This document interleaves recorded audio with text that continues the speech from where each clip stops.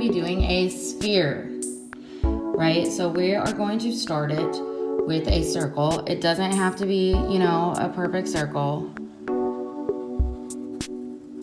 I know not everyone is as perfect as me and just, you know, can get it done right off the bat, but can't all be winners, guys.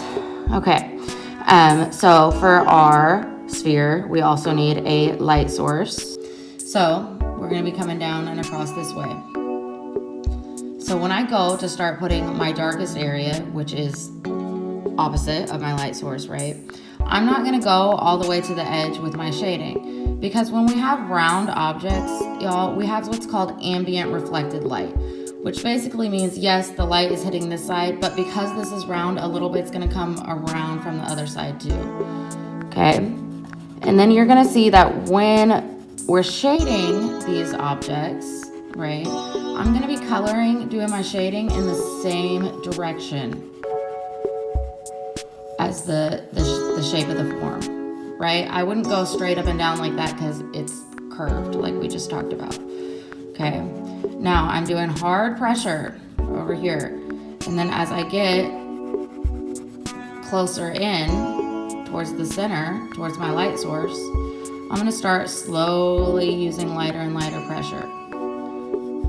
And just like we have this ambient reflected light on this side because the light is coming around, we're gonna have a little bit of a shadow over here on this side because the shadow is gonna be going around the edge. So I'm not able to get that any lighter. And this is where your handy dandy homemade blender is going to come in handy.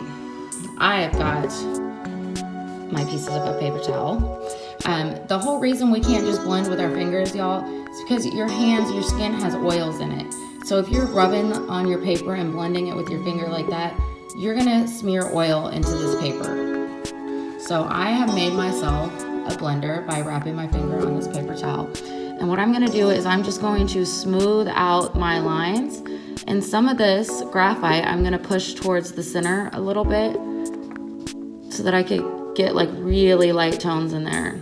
All right, and the key to making things look realistic when we're shading them is to really get your lights light and your darks dark, right? You need lights and darks.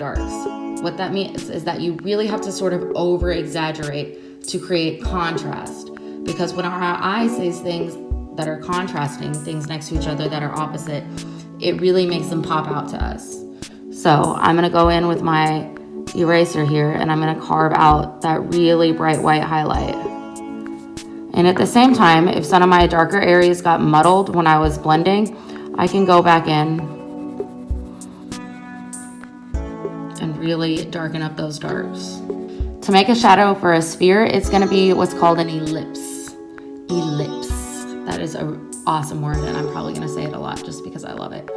All right, so here we go. It's sort of like a stretched out oval.